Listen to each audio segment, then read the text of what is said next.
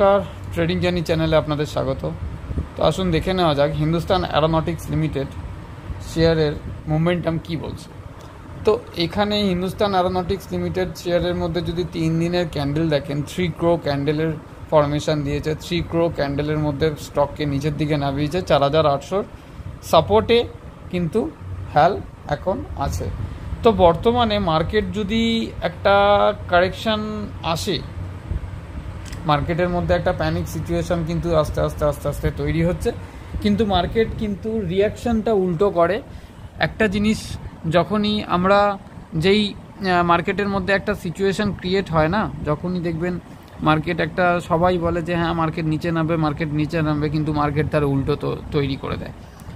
তো হ্যালের মধ্যে আমাদের সেই সব রিয়াকশান, সেই সব সেন্টিমেন্ট আমাদের কাছে কোনো কাজের নয়। আমাদের কাছে হচ্ছে চার্ট হচ্ছে আমাদের শেষ কথা। তো হ্যালের মধ্যে কি সিচুয়েশন আছে এখন, যদি হ্যাল আরও নিচে নামে, মানে আরেকটু ডিপ দেয় মার্কেট, তাহলে কত অবধি নামতে পারে। তো হ্যালের মধ্যে প্রথম সাপোর্ট জোন আমার এই জোনটা, প্রথম সাপোর্ট জোন হচ্ছে 4672 জোন। এই জোনটা আমার একটা সাপোর্ট জোন আছে, 4672 জোন।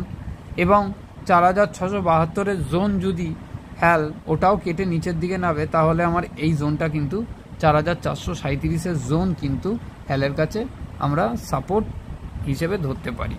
তো দুটো সাপোর্ট তো আমরা পেয়ে গেলাম। এবার ধরুন প্রাইস অ্যাকশন, তো এখানে বিয়ারিশ প্রাইস অ্যাকশন দিয়েছে, অনেকটা স্টক নিচের দিকে নেমেছে।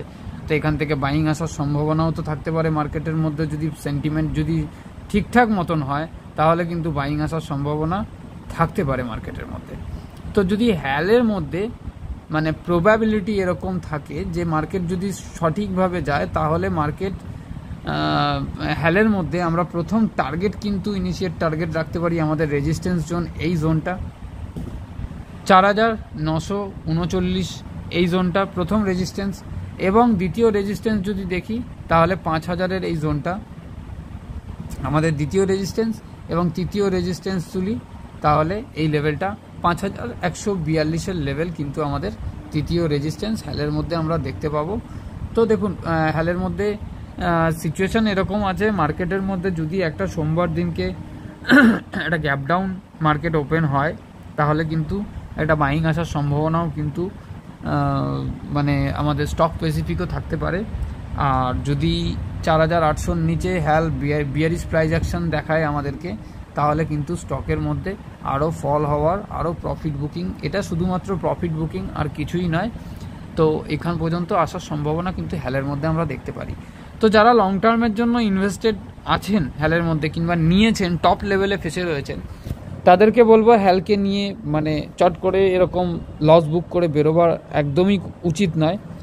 বাই অন ডিপ স্ট্র্যাটেজি নিয়ে আপনি কাজ করতে পারেন।